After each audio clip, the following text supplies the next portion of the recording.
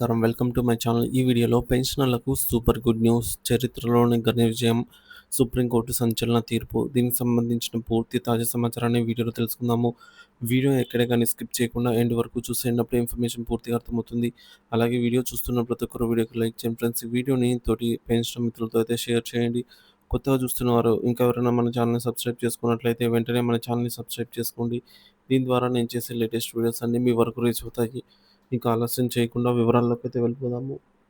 Friends, ఇక విషయానికి వచ్చినట్లయితే ఉద్యోగుల పే స్కేల్స్ తగ్గింపుపై హైకోర్టు, సుప్రీంకోర్టు కీలక తీర్పు. ఉద్యోగుల వేతనాలు తగ్గించడం లేదా వారికి గతంలో చెల్లించిన అదనపు మొత్తాలను తిరిగి వసూలు చేయడం ప్రభుత్వానికి చట్టబద్ధంగా సాధ్యం కాదని సుప్రీంకోర్టు స్పష్టం చేసింది. ఈ విషయంపై హైకోర్టు వారు కూడా ఇదే అభిప్రాయాన్ని వెల్లడించింది.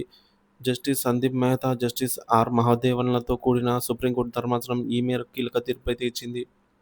కేసు వివరాలు. బీహార్కు చెందిన ఒక ఉద్యోగి 1966లో సప్లై ఇన్స్పెక్టర్గా నియమితులయ్యారు. 1981లో అతను మార్కెటింగ్ ఆఫీసర్గా పదోన్నతి పొందారు. 1991లో నాటికి 25 ఏళ్ల సేవ పూర్తయినందుకు గాను అతనికి సీనియర్ గ్రేడ్ హోదా లభించింది. దీంతో అతను marketing officer come district assistant supply ఆఫీసర్గా నియమితయ్యాడు. 1999లో బీహార్ రాష్ట్ర ప్రభుత్వం పే స్కేల్ సవరణ చేపట్టింది. ఈ సవరణను 1996 జనవరి నుండి అమల్లోకి తెచ్చింది. 2001లో ఆ ఉద్యోగి పదవీ విరమణ పొందగా ప్రభుత్వం పెన్షన్ను కొత్త పే స్కేల్ ఆధారంగా లెక్కించి చెల్లించింది. అయితే 2009లో అనూహ్యంగా రాష్ట్ర ప్రభుత్వం తీరును మార్చుకుంది.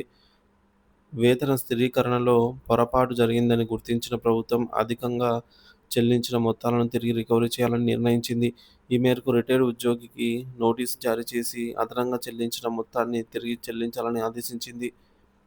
కోర్టు మెట్లెక్కిన ఆ ఉద్యోగి ఆ ఆదేశాలను సదరు ఉద్యోగి పాట్నా హైకోర్టులో సవాల్ చేశాడు. 2012 ఆగస్టులో హైకోర్టు ప్రభుత్వం వాదనకు మద్దతు ప్రకటించింది. ఆ ఉద్యోగి రికవరీకి వ్యతిరేకంగా తీర్పు వెలువరించింది. ఈ తీర్పును సవాల్ చేస్తూ సదరు ఉద్యోగి సుప్రీంకోర్టును ఆశ్రయించారు. సుప్రీంకోర్టు కీలక తీర్పు. ఈ కేసును Justice Sandeep Mehta, Justice R మహాదేవన్లతో కూడిన ధర్మాసనం పరిశీలించింది. రాష్ట్ర ప్రభుత్వ నిర్ణయం సరికాదని, వేతనాన్ని తగ్గించడం లేదా అదనపు మొత్తాన్ని తిరిగి వసూలు చేయడం అన్యాయమని స్పష్టం చేసింది. హైకోర్టు ఇచ్చిన తీర్పును రద్దు చేస్తూ ఉద్యోగి పక్షాన తీర్పు అయితే ఇచ్చింది. ప్రభుత్వ చర్యలు శిక్షణాత్మక చర్యలతో సమానం. తదుపరి తన తీర్పులో ధర్మాసనం వెల్లడించింది.